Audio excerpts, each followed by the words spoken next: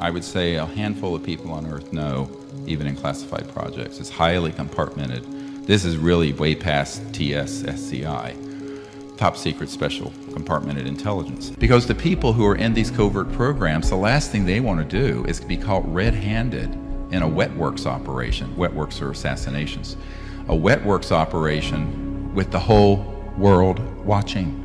That's why I'm still alive. I'm working now to try to bring this information, and more equally importantly, the technologies that are behind these spacecraft and things that are being reported on CNN now, because what the public isn't being told is that we have in fact figured out how those objects operate, and that would give us an entirely new and advanced civilization where we would not need fossil fuels, oil or gas or coal or nuclear power. So it's a very big story. Most people think the secrecy around this is because the government has just been incompetent. That's not true. That narrative is a false narrative. The true narrative is that, I will quote from a top secret memo released during the past few decades, but it was dated 1951, and it stated that the subject was the most classified matter in the US government, exceeding the classification of the development of the hydrogen bomb. I'm quoting. So a lot of people think this is about aliens. I said, no, it's not about ETs.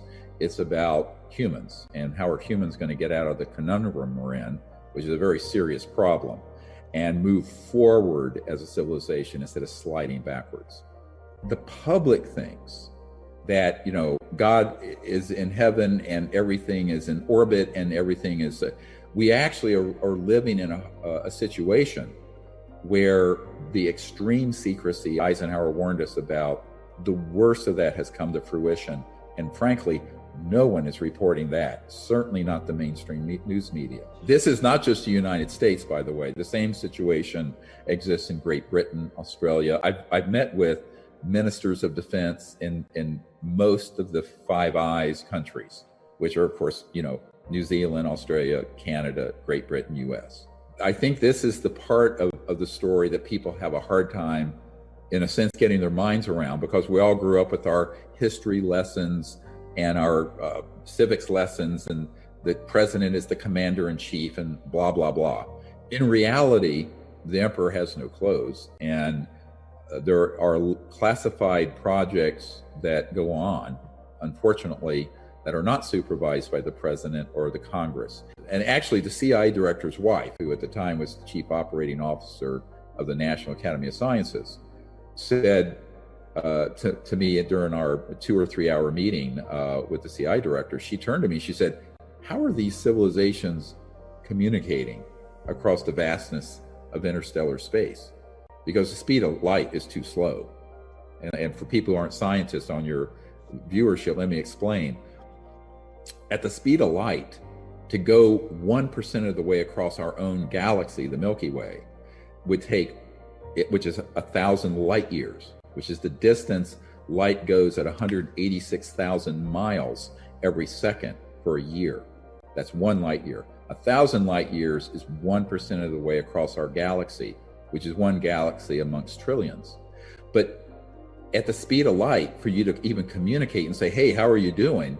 And to answer back, that would be the time since the birth of Christ, 2,000 years, for that transmission to happen with what you and I are using right now on electromagnetic signals. So we knew as scientists, and that there had to be something else that these civilizations were using. And what we discovered was that they have very sophisticated electronics. And this is, of course, what Elon Musk at Neuralink, he has a company called Neuralink, is working on, that interface with directed thought. Now, this is probably where I've lost half your audience. And they're going, what? What we had discovered is that, in fact, these civilizations that are from various star systems have technologies that Elon Musk could only dream about.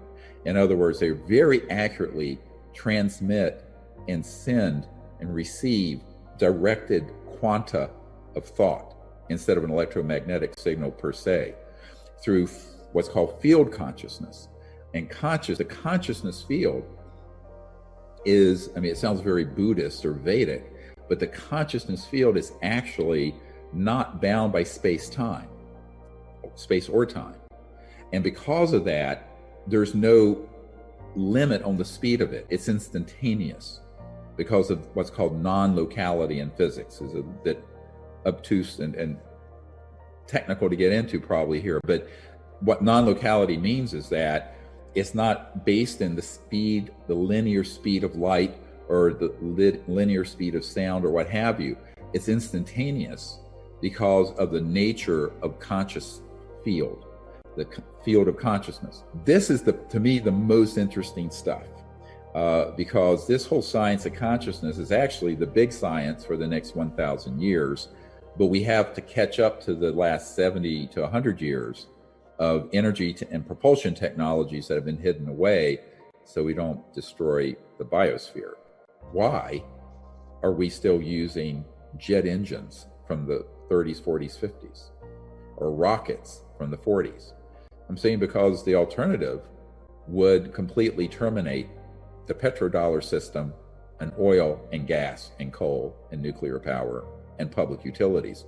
All of it is redundant, completely unnecessary. Tesla actually had a prototype car that was pulling energy out of the environment. And he didn't really understand what that was. We do now. It's called zero-point energy or quantum vacuum energy. But basically, just for people who are non-scientific, if you visualize a coffee cup, the amount of space inside that cup has enough energy to boil off all the oceans of the planet in its potential. And it's called the zero-point energy field. It's been quantified. It was in academic papers in the 50s, so-called Professor Casimir effect. But Tesla stumbled across this way back, early 20s, I believe, maybe before. But JP Morgan said, look, if we can't put a meter on it, we don't want it. So Tesla died a very bitter man. I always joke that Elon Musk doesn't have a Tesla that he's manufacturing. He has a Musk. And the reason I say that sort of jokingly is that a true Tesla would never have to be plugged into the grid. It would be pulling energy out of this state of energy that's around us through very high voltage systems. They're called VHV, very high voltage systems that create an opening into that energy field. And Tesla did enough experimentation with these sort of very high voltage systems at certain resonant frequencies, cycles per second, hertz, that he broke into that area of science, but no one wanted it to come out. Now, fast forward 100 years later, we're still burning gasoline in engines and rocket fuel and jets. And that's a tragedy for the human race, but it's a tragedy for the planet, and it's a tragedy for our children and my 9 grandchildren. So my concern is, the future. The past is the past, but we have to figure out how to catch up, sort of back to the future. It's like that cartoon show, The Jetsons, when they showed people flying around in these cars. When that cartoon was made, those technologies were already developed. They're not going to say, A, we know what these are, B, we know where they come from, C, we figured out how they work. Let me give you a date that's going to probably curl your toes. October 1954. That was the date we mastered gravity control. Now, what do I mean by gravity control? What I mean by gravity control are high voltage systems that cause an object to what looks like levitate or move the way that vehicle that you saw in that video released by the Pentagon this week. And they confirmed, yes, this is real footage. And they released 3 different videos. What they didn't say, because the people releasing it don't know this because of the compartmentalization, is that there is an unacknowledged compartmented program that began studying this in the 40s and 50s, and by 1954 had figured out how those things operate. That's why, when Nikola Tesla died, the FBI swooped into his apartment and confiscated all of his secret papers.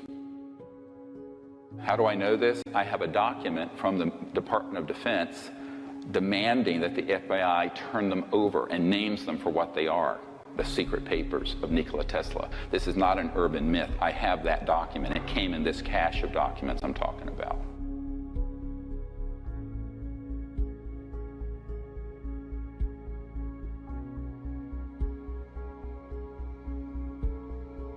You're conscious and awake.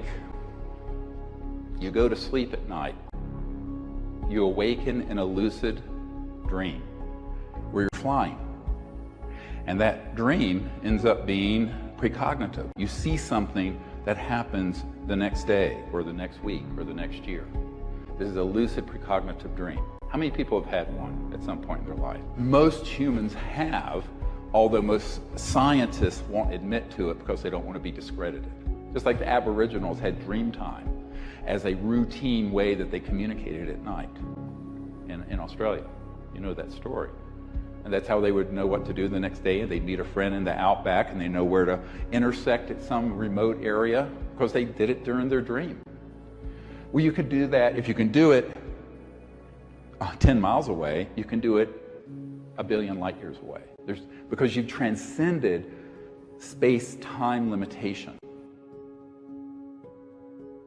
We can remote view. We can see the future, see the past.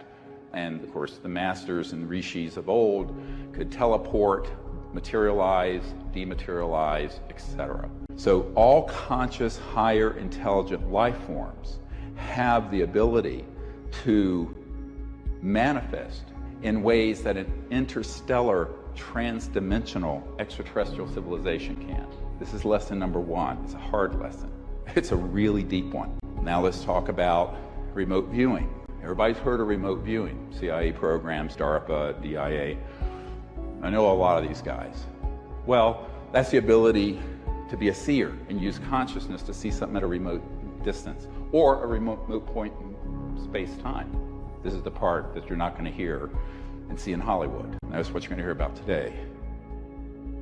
Is actually a level or a structure within the architecture of consciousness and non-locality where everything can be known, past, present, future, because it's embedded within the structure of the consciousness field.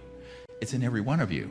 You don't have to go anywhere. This is a really critical part of this holistic technique for remote viewing. I don't particularly recommend the ones that have been military based.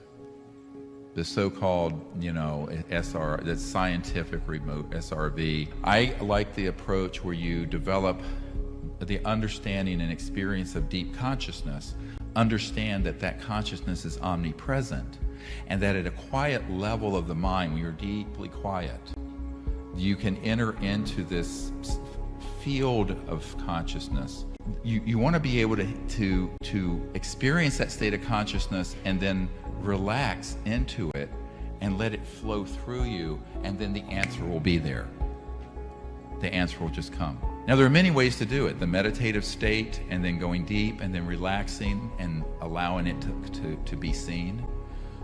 That's one way. Dream time. I mentioned this before you went to bed. It was getting late. I would have gone more into this. You're asleep, but as you're going to sleep, get a journal, keep something by your bedside, and begin to affirm to yourself that you can have lucid dreaming. Be awake within the dream, and you can travel to places and know things in that state. You can begin to practice that on a nightly basis, and as you do it, it'll begin to go up and up and up in accuracy. So I tell people, this is walking the talk here. Every important thing in my life has been the result of the lucid dream, remote viewing, meditative state, and guidance for 40, 50 years. You don't take leave of your intellect or anything else, but you add this to it, and it creates a beautiful world and a beautiful life for you. That's so another approach to remote viewing is doing that in that dream state. The other is when you're going to sleep, or mostly when you're waking up. You're coming out of sleep into the waking state, but you're kind of in that drowsy, half awake, half asleep state, but you're rested.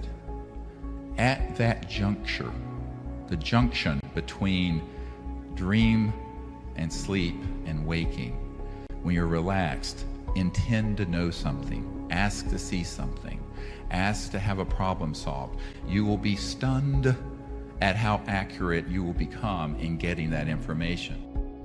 The secret weapon Adolf Hitler was working on was this. Why did it go black? Because they finally figured out how to master it, and they didn't need to have more people joining in. So they wanted to close off that discussion. This is how the spy masters operate.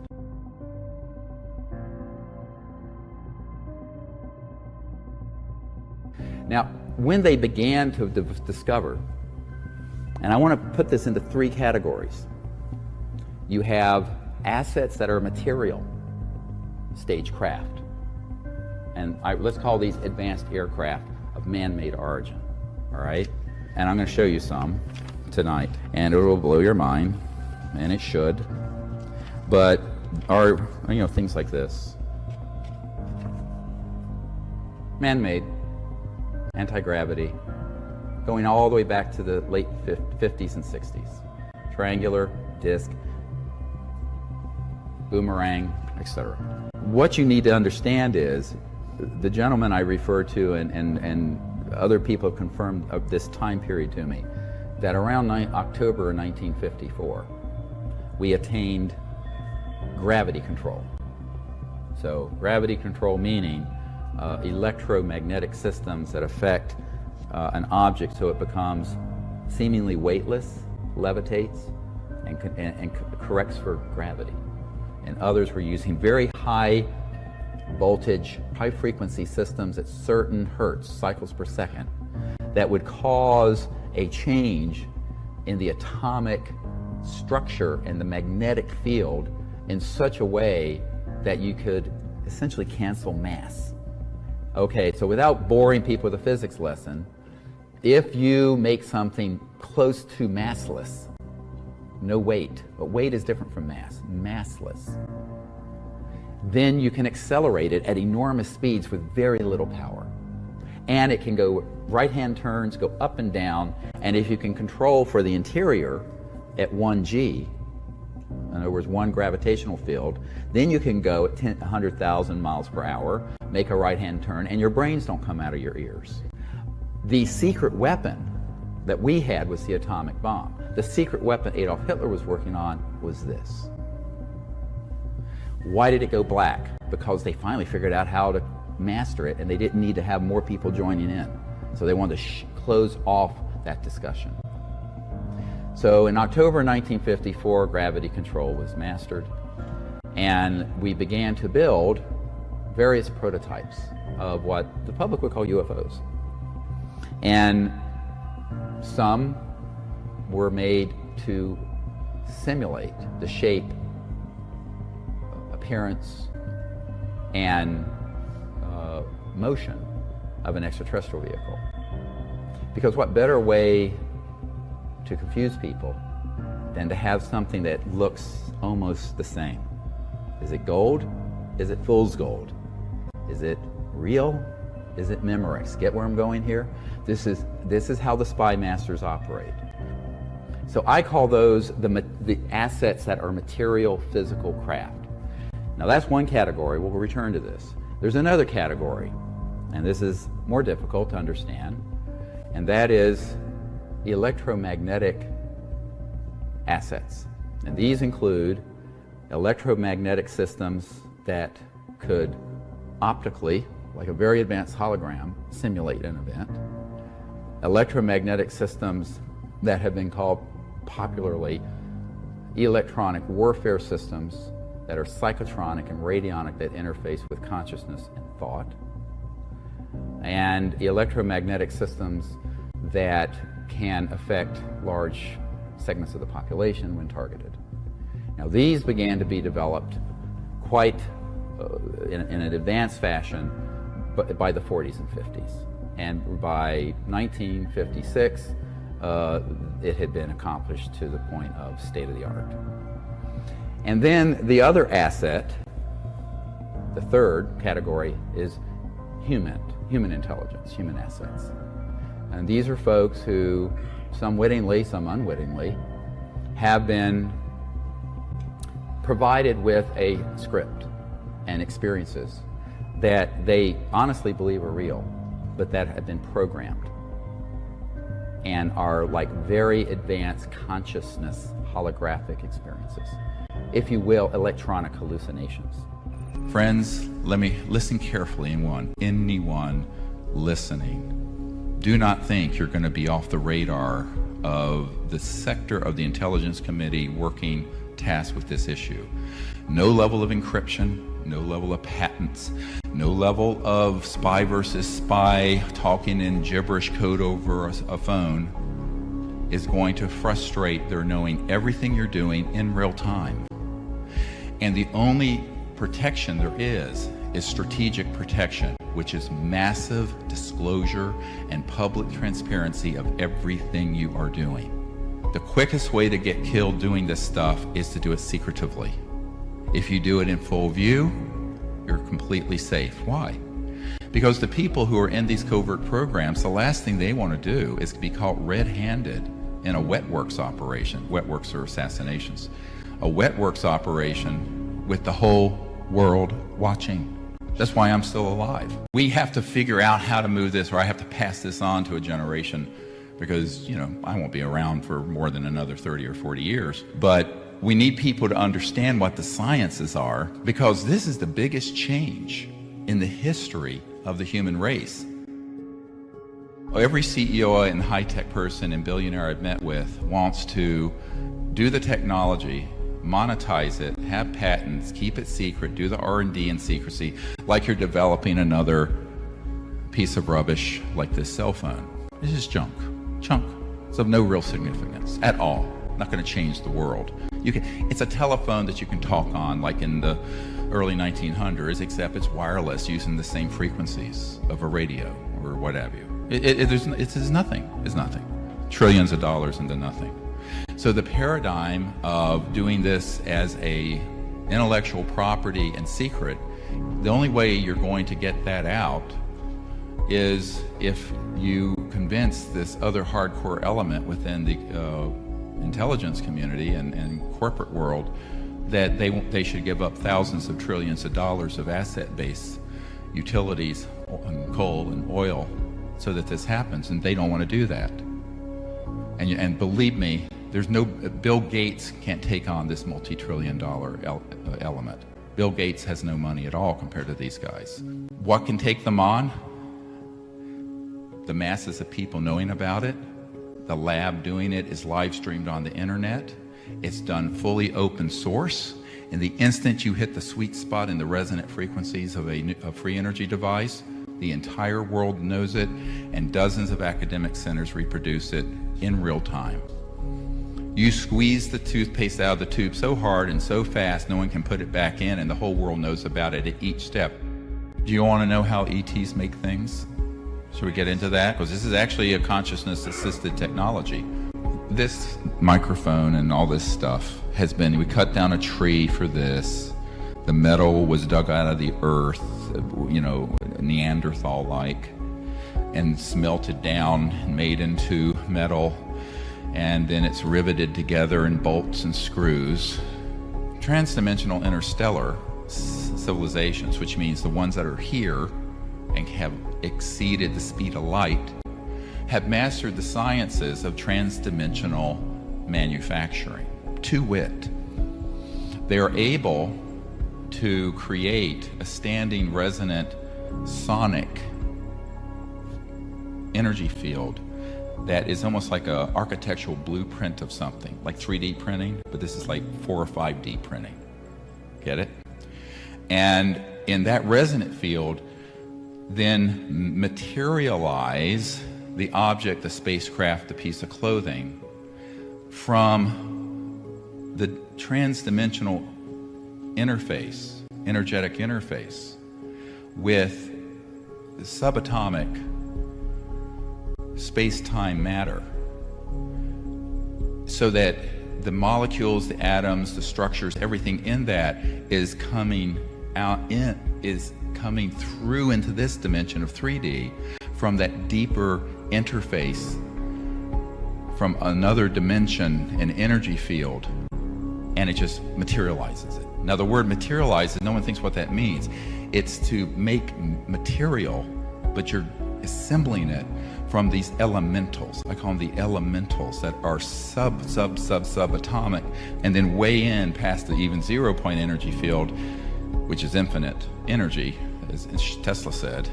But in that pluripotent state, you can recruit pure gold, pure platinum, iron, any metal, and biologicals, what have you. So you can then manifest that. I'm trying to articulate something that's a very advanced science in lay terms so that you can follow it. But going back to this concept of consciousness-assisted technology, so if you're connected and you see what you want to manifest, you can connect to a technology that creates this resonant and sonic, deep sonic field that then materializes that object. So not initially, but say, I don't know how many years into the future, we're not even going to need to be having mining operations or manufacturing or anything that damages the earth. It will simply be this kind of high-tech 4D, 5D manufacturing. Forget 3D manufacturing. Look at it this way. Does everyone know what the internet is? You know how it came about? No, it wasn't Al Gore. It was DARPA, the Defense Advanced Research Projects Administration, and the Department of Defense developed it. By the way, they still run it, own it. But the internet, which is really very open source, everyone can get online for free, right? Or you pay a subscription. But the internet itself is free. So what I'm trying to have these folks understand is, let's do this as in place of DARPA, because the government is not going to do this ever. Therefore, there is no equivalent of a DARPA to do this for us. Therefore, let us create our own organization and entity that takes the place of DARPA to create this open source, 0 point, free energy platform where it's shared openly. And then that same group would then be able to take that knowledge and do all the thousands of vertical and horizontal applications. This thing, you use it for a little while, it's dead. What if it had a miniaturized ZPE, solid state system in it, and there was no battery in it, or a tiny little one, just as sort of a discharging release of energy? It never has to be plugged in. Your PC never has to be plugged in. Your refrigerator's manufactured, ships from the factory with a motor. It has a motor in it now, but it's a 0 point energy motor. But the basic energy source and how it works needs to be open source. Does this make sense to folks? Just like the internet is open source. And I'm trying to convince people who are high net worth CEOs, individuals, and also inventors to leave behind this spook model of keep it an intellectual property, have it a trade secret, we'll be so cute, we're going to outfox the secret government, we're going to take the patent for it and divide it into 100 patents and they won't know what we're doing. By the time you've had that thought and it's emanated from your cortex, classified projects know that's what you're going to do. And I'm not kidding. Because they have technologies that are at that level of spyware. What I want to share tonight is personally very difficult. And the reason it is that this issue and this presentation will be the most difficult one I've done in 26 years. I'm accustomed to giving folks bad news. So this is very, very bad news. And I'm not saying that to be at all melodramatic. I'm telling you what the truth is. And the only reason I'm doing this is that there have been information coming in, pinging my system, indicating that we're getting closer to the hoaxing of events to stampede the world into something that would make them look like a picnic. And there are a number of signs that have been mounting on this issue over the last 6 to 9 months. And I'm gravely concerned about it. My philosophy has always been an ounce of prevention is worth a pound of cure.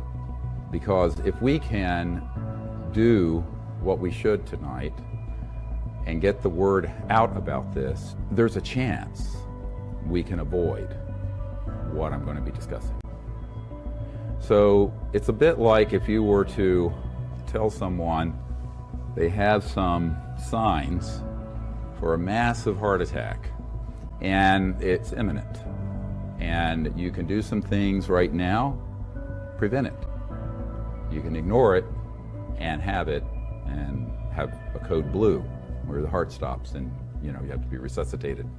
My goal here, using that medical analogy a little further, is to avoid the attack. And in this case, it would not be a medical emergency. It would be a national security and global emergency orchestrated by people who have been planning this since the 1950s. So what I'm going to be discussing is what in the parlance of the Pentagon, CIA counterintelligence programs is known as a false INW, or a deceptive INW, or indication and warning. And some years ago, I had a meeting with the head of the Defense Intelligence Agency and General Patrick Hughes, and the focus of that briefing, which was quite extensive, was to give him information so that he would not be deceived in the event of a false or deceptive INW, indication and warning. And so you have people who often, you would think, who would have knowledge of these issues, and it turns out they do not. And then there are other people who should have nothing to do with something this sensitive, who are running the projects outside constitutional oversight of the President, the Congress, and their appointees, and of we, the people, most importantly. I want to be really clear that when this I'm sharing is, I would not do it if I didn't think it could be avoided. I would just keep my mouth shut and retire. I think we can avert this. I think that we can avoid the heart attack, as it were, using the analogy I used earlier. And that's why I'm standing here before you. Otherwise, I would have given up on this in 1994 when I first learned of all of these issues. I have a gentleman who was the third highest ranking man at the Naval Research Labs, who prior to in the Vice President's office saw all the plans prior to it occurring. He's deceased, as I'm talking about it now. I did not talk about it for years. And he was told, I used to stay at my home. He said, look, I was told my wife and my children, my grandchildren would be killed along with me if I ever mentioned this. Now, the mother lode, the sort of the crown jewel of that kind of event is what has been planned assiduously since the 1950s. And that is a threat that would unite the world around a military junta, a militarism, that would put all of humanity together, but against one or more extraterrestrial races. Everyone thought, well, we're going to learn that lesson in Vietnam. We forgot it. We had Iraq. We forgot it. So they let a certain amount of time goes by, the population becomes complacent, we have a very short-term memory on such things, and then they move another one forward. Now that plan, which they came up with in the 1950s, has been very carefully rolled out. And I was asked today by a gentleman I was meeting with, he says, when do you think they might do this? I say they began in 1950-something. It's already happened. It's already happened. The false flag has already happened. Now, not the crescendo moment, not the final act, all right? But acts 1, 2, 3, 4, 5, 6, 7, 8, 9, whatever, have already transpired. What do I mean by that? What I mean is, these operations figured out that the psychological warfare value of this subject was such that they could set up events that are completely hoaxed, beginning in the 50s and 60s, that would convince people that those events were of extraterrestrial origin, alien. when they were not. And so blur the lines between the actual ET activity and the human stagecraft, as it's called, that most people, including people at the White House, wouldn't know the difference. The problem is certainly not UFO subculture, and certainly not the media. No one in government I know, for the most part, has a clue. Even mid-level people, functionaries, within the majority intelligence committee, MAJIC, M-A-J-I-C, that runs these operations, do not know about this. This is why Admiral Roscoe Hillenkoetter, the first CIA director when it was formed in 1947, took the place of the OSS, said in a letter that the secrecy surrounding UFOs was a threat to the national security. This is why Eisenhower said the secrecy, unwarranted secrecy is what he said, it could be a threat to our democracy and our way of life. And they were referring to this dynamic. But the problem is, in that vacuum of secrecy, extreme, illegal, unacknowledged special access projects, which is what they're called, at a compartmented level, and I was talking to a gentleman today about this, at least 21 levels, compartments, past the level of the president. 21 levels.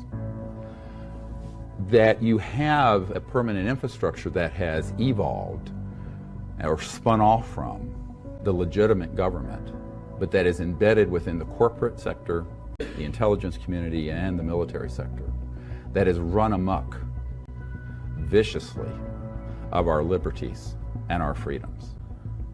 And we'll get into this also. This gets into some issues that are going to make me very unpopular with some folks. I don't care. I mean, we don't have time for that. I don't care if you like me, love me, hate me.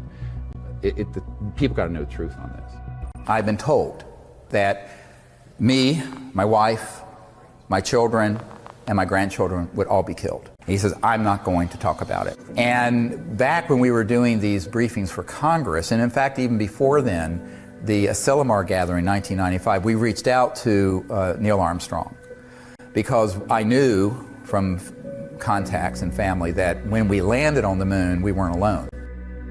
There were two people who've been on my team for many years who were good friends of his family. And so we reached out to him and invited him to come to those events, and he politely declined and told us that it was made very clear to him and the other Apollo astronauts who witnessed this first event, where when we landed at the crater on the moon, the rim at the top of the crater was, quote, crowded with UFOs, the craft that were up there, multiple of them, and that these were filmed. I know people personally who've seen that film, and that's why the film footage that came back to the Earth, we did go to the moon, but some of the footage, it doesn't make sense because the flag is moving. Now the reason for that, and this is where people say we didn't go to the moon, it was all hoax and filmed in a basement up in New York. The truth is we went, but during the lunar orbiter, going back before the Apollo mission, we actually were circling the Earth taking the first early digital photographs. And as you know from the testimony of Disclosure Project witness Carl Wolf, there were structures on the moon that were artificial. Some were newer and some were very ancient. And so they knew the covert programs, and these images were being downloaded to out here at Langley, not the CIA headquarters, Langley Air Force Base, to a compartmented operation run by the National Security Agency that was then sequestered away from the other NASA scientists.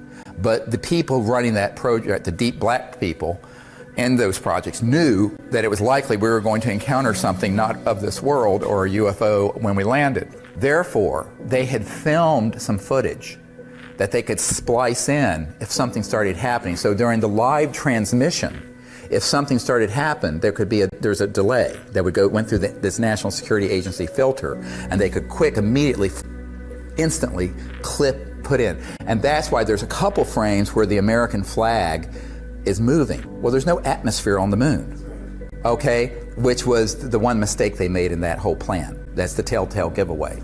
Now, some people have taken that, the conspiracy theorists have said we didn't even go to the moon. We did go to the moon.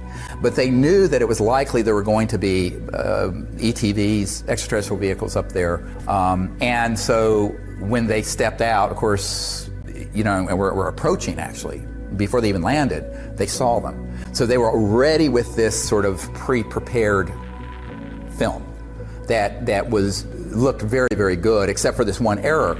And so Neil Armstrong and Buzz Aldrin know for a fact. Now, Neil Armstrong said, look, you know, if I were to go forward and talk about what actually happened, I've been told, Neil Armstrong said this to us, that my wife, my children, and my grandchildren would all be killed, that they would take us out somehow, some terrible accident. And he says, I'm not going to talk about it. Now, Buzz Aldrin has just basically, he sort of had a nervous breakdown after this and was actually at an Air Force facility. I know a man that was there with him, and he confided that this is also what happened. I also know Buzz Aldrin's sister, who pulled me aside and says, yes, you're absolutely right, that is what happened, but it's not my job to out Buzz Aldrin on this. If he's ready and he's able and allowed, he will speak about it. But you have to understand, enormous pressure was put on these men never to speak about what actually happened. Now, one of the things that Neil Armstrong was overheard saying, and this was reported in Timothy Good's book, Above Top Secret, is that Neil Armstrong stated that we were essentially warned off the moon. That in other words, these civilizations did not want us going to other moons or planets to colonize them with the consciousness of nationalism and the Cold War. Because remember, the Apollo project was really a proxy for the Cold War. The United States was in a complete panic when Sputnik overtook our space program, the Soviets. And so the race to the moon was part of, and always was part of, the military competition between two huge superpowers, the old Soviet Union and the United States of America. And so when we went there, but we went there not as a peaceful world civilization, but as a competing Cold War effort that were armed with thousands of thermonuclear weapons, hydrogen bombs, pointed at each other. That was not the consciousness that the ETs want to see us going into space with. They want us going into space with the consciousness of peace and cooperation, not militarism and war. So that's sort of your, let's say if there's an entry ticket to space exploration, that's the main one. And we haven't quite reached that point, have we?